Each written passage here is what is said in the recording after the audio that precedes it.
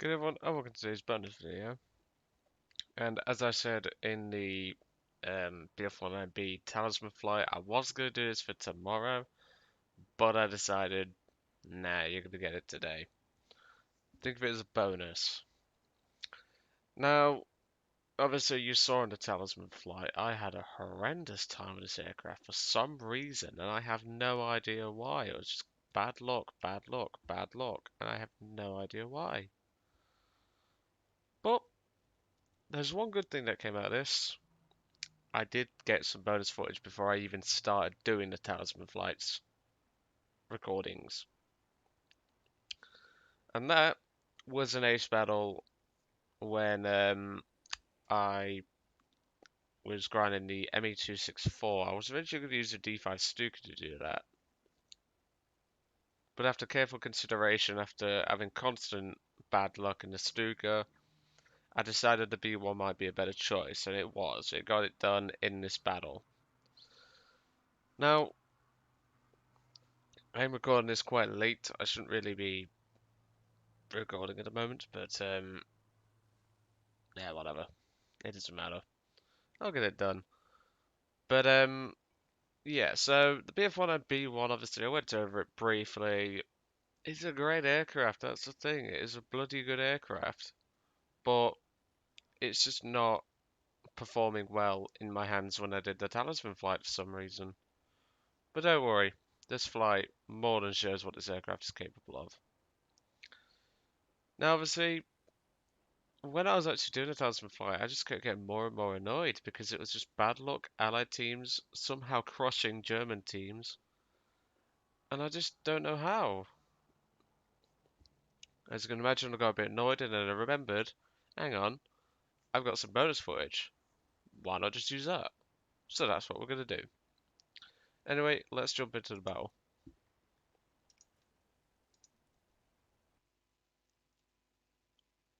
Sorry, I appear to have a mouthful, so just underneath my tongue. Yep, I found it. um, I suffer a lot with mouth ulcers. It runs in the family, sadly.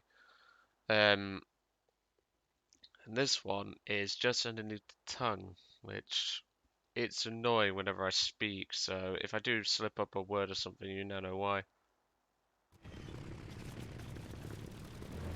It's weird because I wasn't there yesterday. Yeah, whatever. We'll carry on. So obviously this is the flight that got the ME264 researched. And I actually had to remind myself of this battle before actually doing it, because I'm doing it quite late in terms of recording it. I'm actually doing it the day before this will actually do it, because I completely forgot that I was supposed to do it. Whatever. We'll press on. So, obviously the BF-109 B-1, I tend to climb at about a 15-degree angle, maybe even 10 if I feel like it. It's not a very good climbing aircraft, but even so, it can do work once you get to altitude. Now, I do make a couple of decisions in this battle that even I'm questioning. I don't know why I did it personally, but let's just say there's a couple of maneuvers, well, so shall I say actions that I do that I don't know why I did them at the time personally, but not bad decisions, but decisions that could have potentially caused a bit of arse pain, basically. Pain in the arse. But I got away with it. For the most part. So just climbing here, so I'm just going to skip the climbing phase. Briefly, obviously I'm only going to put it on 2 times speed.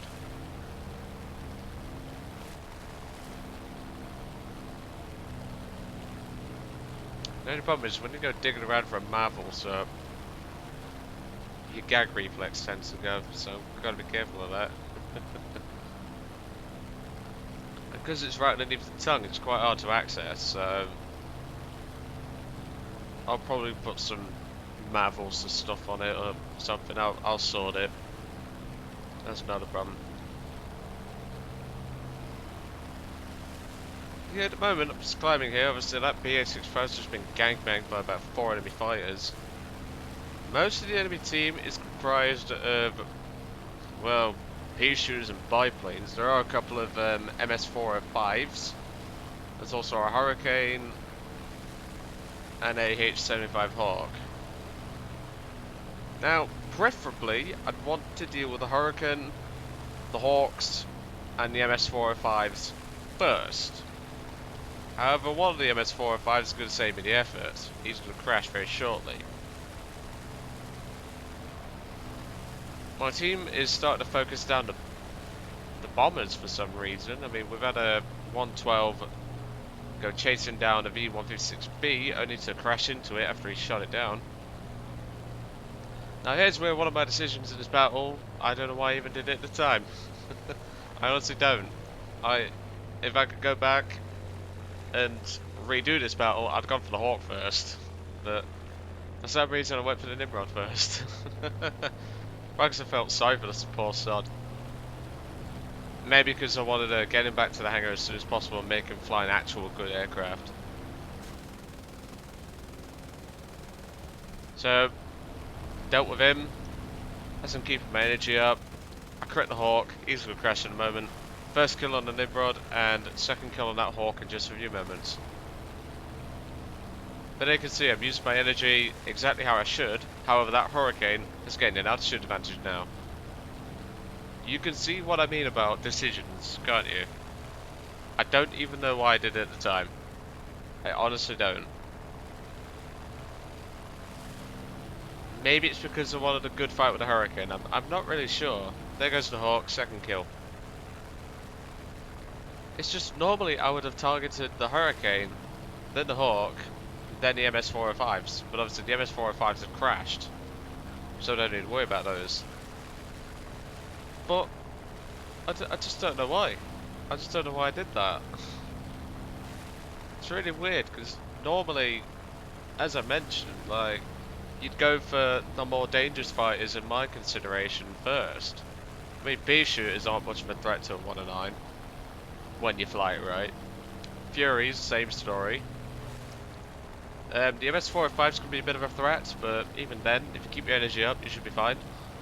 The Hawk, yeah, that's a pretty good aircraft to fight with, and the Hurricane, again, good aircraft to fight with. My intention here was to not drag him into AAA. What I was going to do was, if he was going to keep following towards the airfield, I was going to do a split S maneuver, come up from underneath him, using my superior energy retention. However, he eventually broke. It's quite clear he knows exactly what the AAA can do, even at 2 miles away. But now he's done a bit of a mistake. He's done a sharp turn to drain all of his energy, and now I'm catching up, even though I've just come out of a sharp turn.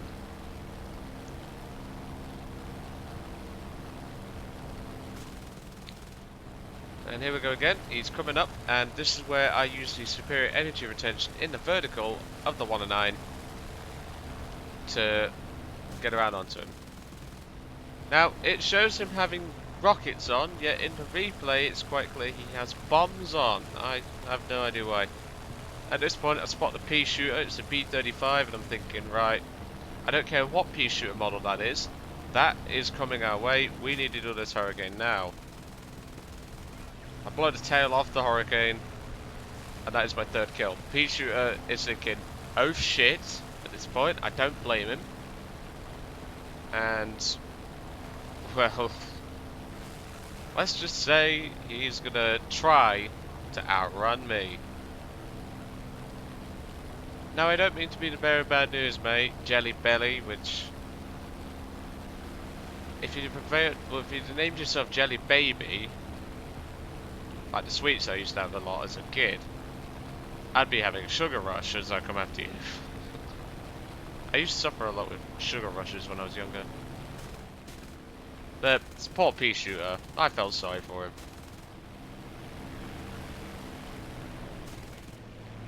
Obviously the 109 B-1's armament is not the best, but it's getting the job done.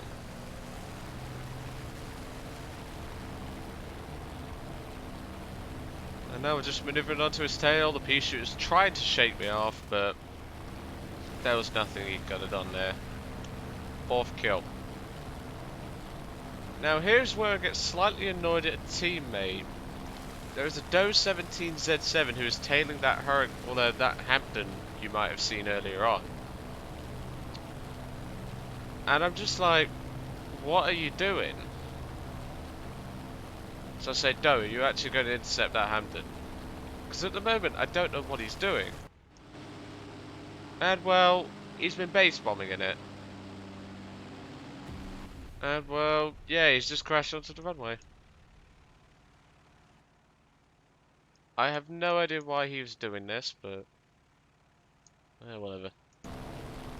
Not interested about him. I was a bit annoyed that he did that personally. And here's Hampton, nicknamed the Flying Suitcase because of how tightly packed it is, and the poor player of that thing is about to understand why it's called the Flying Suitcase. Now, the Hampton's actually got pretty good defensive guns, so I'm going to take that into account. I preferably want to come in from underneath an angle where the defensive gunners can have a hard shot. And, well, there's your point there. That is the ace. Now you can see why it's called a Flying Suitcase, because it's got no armor, it's got no protection, and all the crewmen are tightly packed. So it's a very easy kill. At this point, however, the final F-2 is, I believe, repairing, and I think I have about 300 rounds left, 200 rounds left. This BR-20 comes in to level some of these ground forces for me.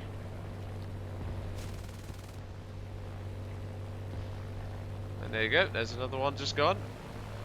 This convoy is now destroyed, so we're going to get some bonus points for defending the sea point. Obviously there are still some light tanks moving up, but that Stuka over there is giving a hand as well. We're going to win via ground forces. I get another 2 armoured cars, if I recall correctly. And I believe it's those 2 sat right there. It's either those 2 armoured cars or an armoured car on a half track.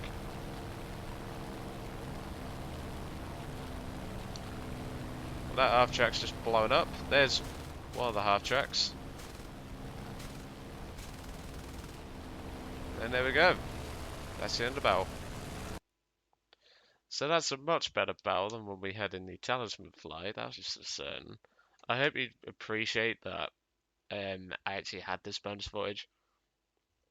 Normal service will resume, obviously. I believe, if I just quickly check everything, I know for a fact there is a double upload coming up in the next few days. Yes, on the 20... where is it? 27th is a double upload. 23rd is also a double upload. And other than that, it is normal service, as per usual. Got a couple of subscriber requests to get through from various different people. Couple of subscriber replays. I got one from Matti Ranisco, I think his name was, if I remember rightly. Got a nice replay from him that'll be coming up in the next week or so. And this time next week is the start of a new series. That is all I'm saying. If you think you're gonna try and collar information out of me on Discord, it ain't happening. I'm as stubborn as a rock. If you haven't joined the Discord yet, there will be a link in the description below for you.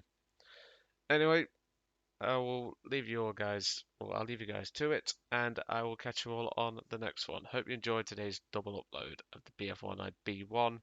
Don't think of it as a bad plane. Please, just don't. It is not. It's just I had bad luck. Everyone gets bad luck, and everyone just has bad days. And clearly I did, having that session, shall we say, when I recorded that Talisman flight. Like I say, it's not a bad aircraft. As you saw here, it performs perfectly fine. It's just I had some severe bad luck. But whatever. It doesn't matter. I got some bonus footage when I was grinding the 264, which I wasn't even expecting to have. I kept it on the sideline just in case, and I'm glad I had it. Anyway, see you all on the next one.